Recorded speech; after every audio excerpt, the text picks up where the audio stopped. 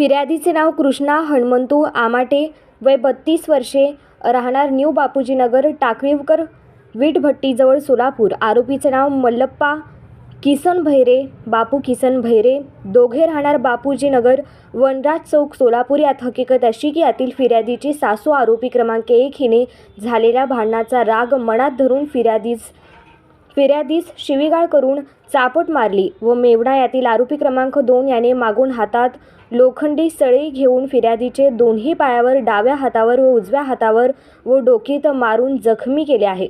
म्हणून याचा तपास सदर बाजार पोलीस ठाण्याचे पोलीस हेड कॉन्स्टेबल